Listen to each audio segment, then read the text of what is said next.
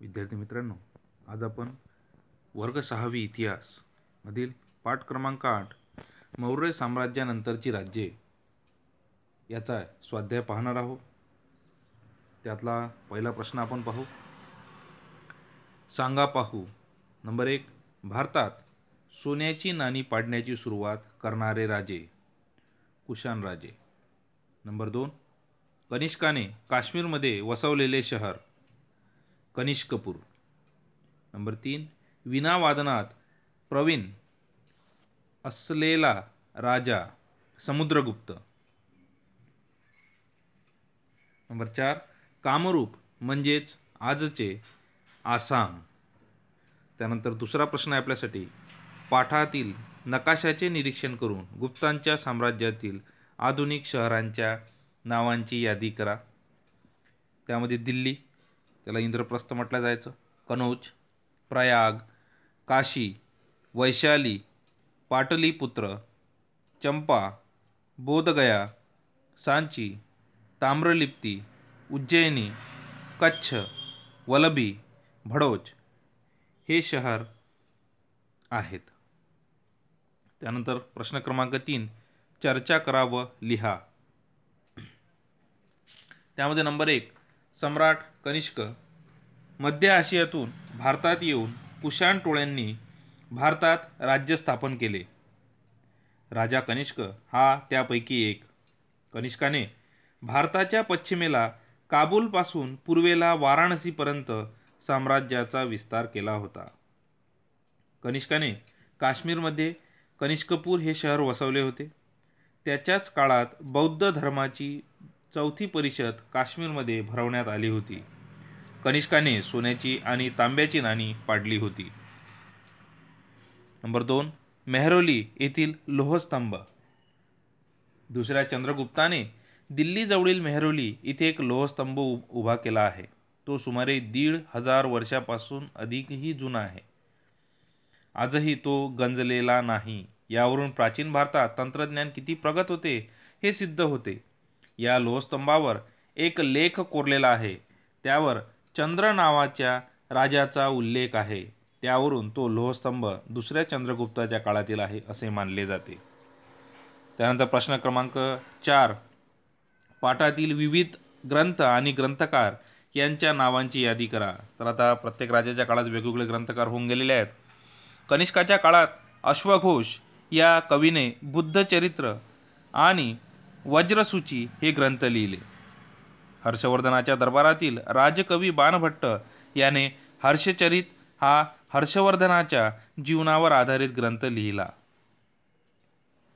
हर्षवर्धन राजाने स्वतः रत्नावली, नागानंद आणि प्रियदर्शिका अशी 3 संस्कृत नाटके लिहिली आहेत. त्यानंतर पुढचा प्रश्न आपल्याकडे. गुप्त राजघराणे आणि वर्धन राजघराणे यांचा तुलनात्मक तक्ता पुढील मुद्द्यांच्या आधारे तयार करा. तर पहिला मुद्दा आहे आपला संस्थापक. गुप्त राजघराण्याचे संस्थापक श्रीगुप्त, तर वर्धन राजघराण्याचे संस्थापक प्रभाकर वर्धन. राज्यविस्तार. गुप्त राजघराण्याचा राज्यविस्तार आपण पाहणार आहे. आसामपासून पंजाबपर्यंत तसेच तमिळनाडूमधील कांचीपर्यंतचा पूर्व किनारपट्टीचा प्रदेश त्यांनी जिंकला होता व माळवा, गुजरात व सौराष्ट्रही त्यांनी जिंकून घेतले होते. वर्धन राजघराण्याचा राज्यविस्तार आपण पाहू. दिल्लीजवळ थानेसर येथे स्थापना त्यांनी केलेली होती. साम्राज्याचा विस्तार नेपाळ, दक्षिणेला नर्मदा नदी, पूर्वेला आसाम आणि पश्चिमेला गुजरातपर्यंतचा त्यांचा विस्तार झालेला होता. त्यानंतर आपण पुढचा प्रश्न पाहू. पुढील शब्दकोळे सोडवा. आता ही शब्दकोळे न्यूजपेपर जर तुम्ही वाचत असाल तर या न्यूजपेपरमध्ये तुम्हाला अशा पद्धतीची शब्दकोळे पाहायला मिळतील आणि ते उभे आणि आडवे या दोन्ही पद्धतीने, ज्या पद्धतीने त्यांना प्रश्न विचारलेला आहे तसा तो सोडवायचा असतो. तसं या ठिकाणी पहा, आपल्याला दिसते आहे उभे शब्दामध्ये पहिला प्रश्न. उभे म्हणजे आपल्याला या पद्धतीनं उभ्या पद्धतीने या ठिकाणी दाखवावं लागतील. जसं पहिला प्रश्न आहे, रिकामी जागा याच्या पराक्रमाचे वर्णन प्रयाग येथील स्तंभलेखामध्ये आढळते. तर समुद्रगुप्त उभे शब्द असल्यामुळे आपण त्या ठिकाणी लिहिणार आहे समुद्रगुप्त.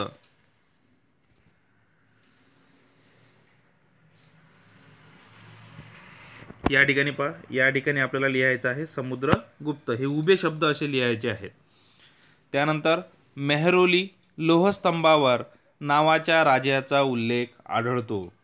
तर चंद्र, या ठिकाणी आपण चंद्र लिहिणार आहे.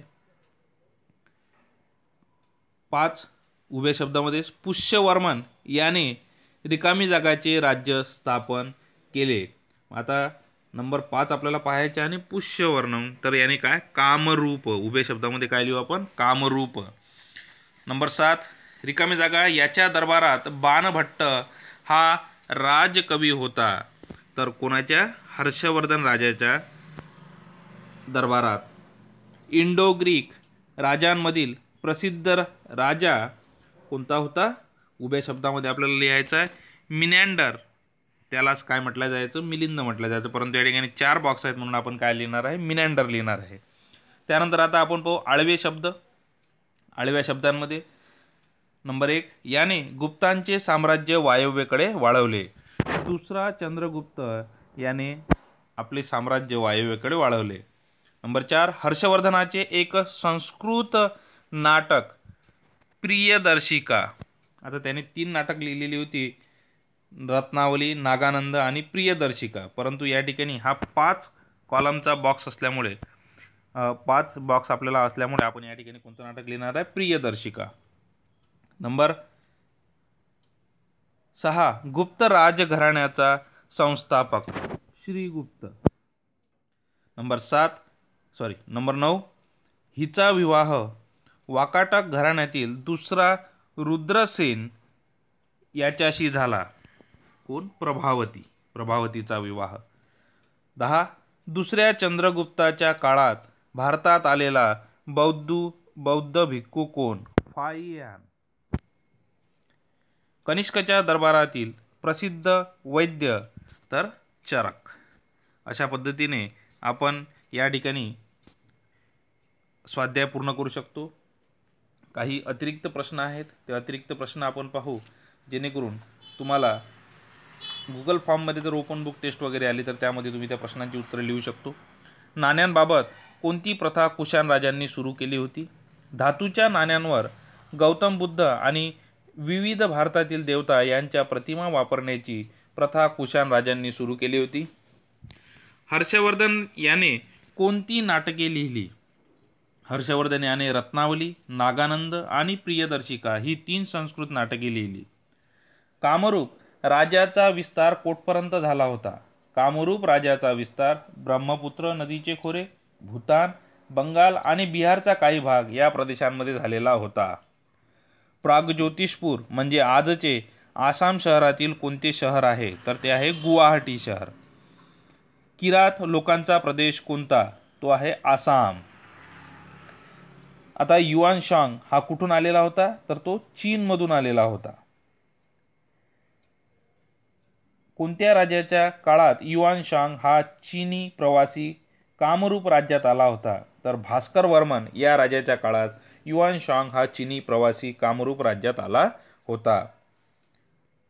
अशा पद्धतीने आपण या पाठाचा स्वाध्याय लिहू शकतो.